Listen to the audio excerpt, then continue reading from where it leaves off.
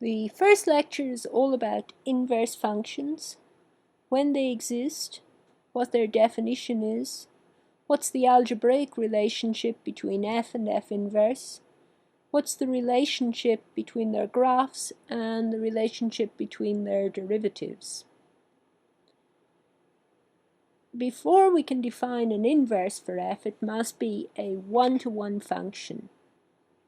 And here we have the definition of a one-to-one function. A function is one-to-one if it never takes the same value twice.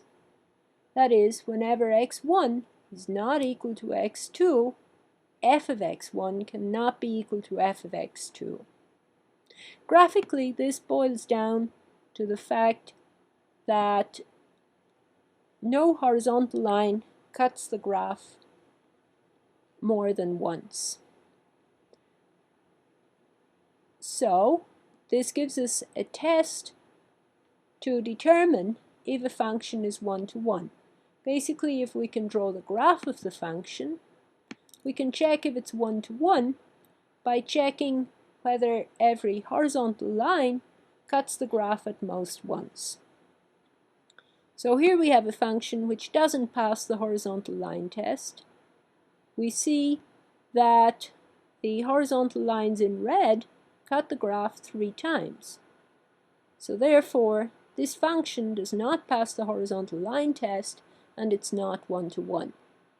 This function is the function y equals x cubed minus 3x squared.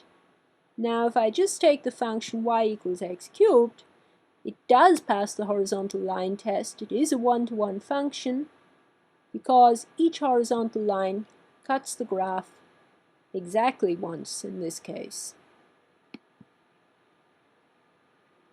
If a function is always increasing or always decreasing, then it's intuitively obvious that it passes the horizontal line test, and we can verify this using the mean value theorem from Calculus 1, and therefore if we have a function whose derivative is always positive or always negative, we can be sure that it's one-to-one.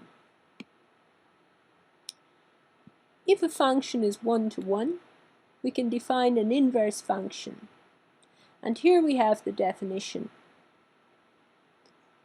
We say f inverse of y is x if x is that unique value which gives us y when we plug it in to the formula for f. So for example, suppose f is x cubed plus 1. F of x is x cubed plus 1. How would I find f inverse of 9? Well, I use the definition. I have f of x equals x cubed plus 1. And then the question is, what is f inverse of 9? And we have f inverse of 9, according to the definition, is equal to x is the same as saying that f of x equals 9.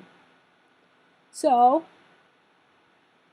that's the same as saying that x cubed plus 1 equals 9, and that is exactly the same as saying that x cubed equals 8, and that of course gives us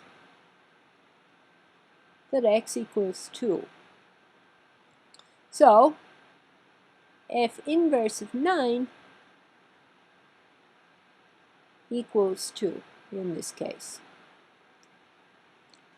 We can also use the definition to find a formula for f inverse of x.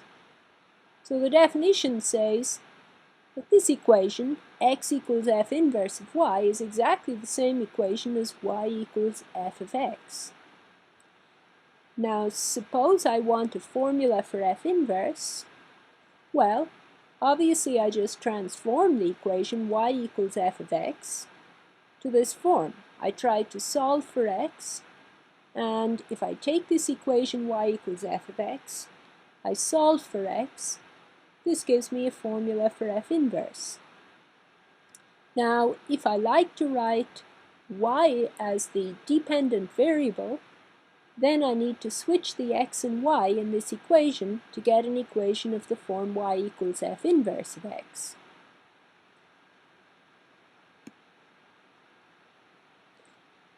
The definition also gives us a very important algebraic relationship between f and f inverse. It gives us two equations. F inverse of f of x is x, and f composed with f inverse applied to x is x. This allows us to solve equations with f and f inverse in them. And this will be very important later in Calculus 2. Why are these equations true? Well, they follow from the definition.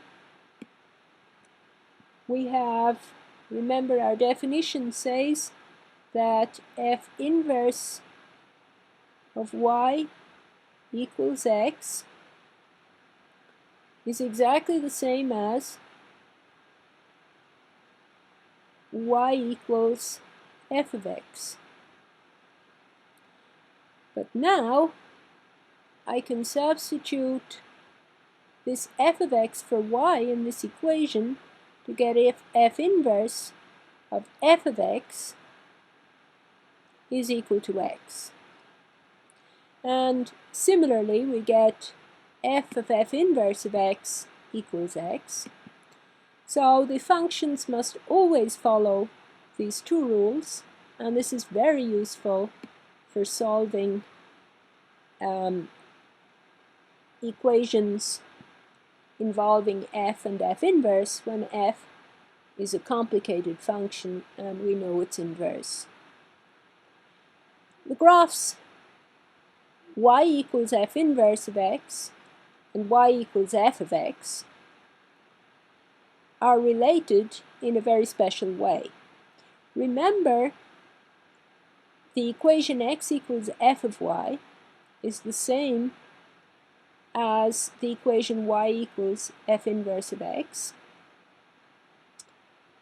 And essentially this is the equation y equals f of x with x and y switched.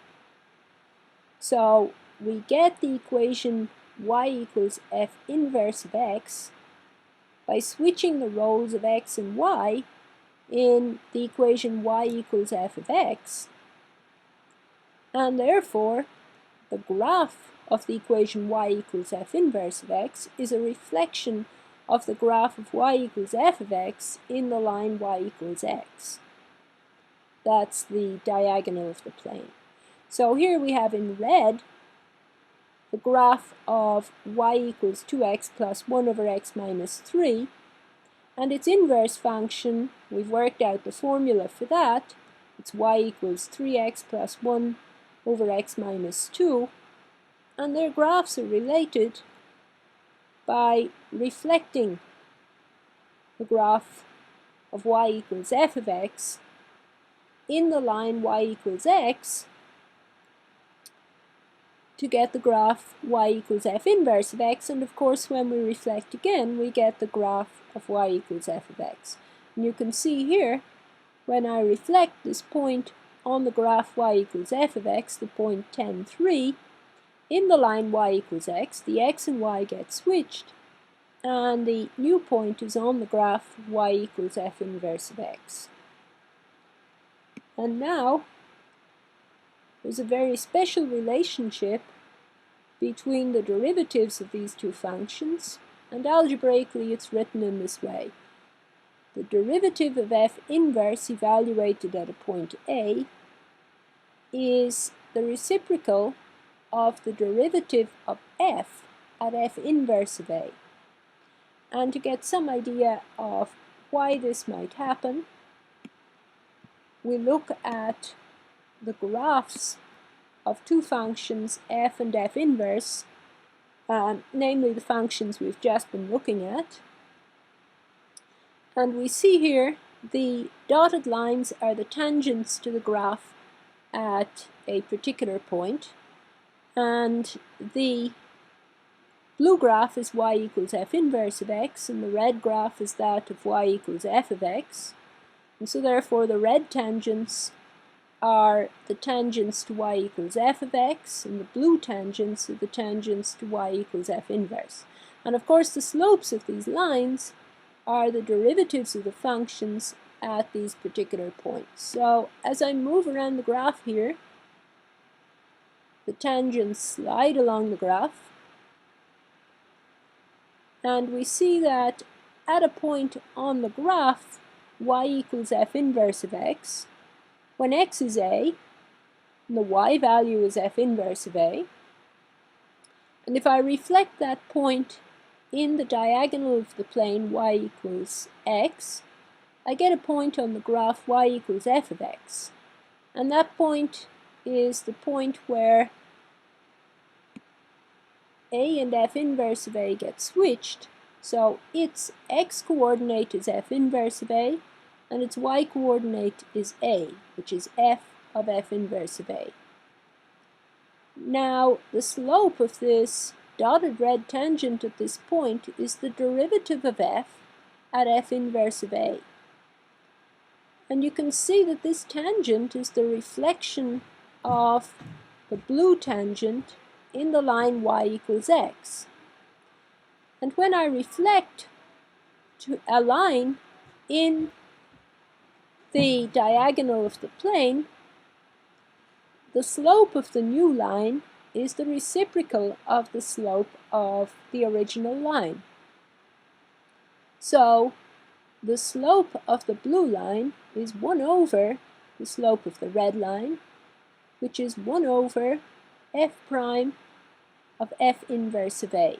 And therefore, that's where this formula comes from. It's just this relationship between the slopes of the tangents. Now, we concentrate on the formula in class because usually it's not easy to draw the graph of these functions and their inverse, and so we do many examples where we can find the slope of f inverse at a particular point simply by knowing f prime of x. And we'll do some examples of that in class.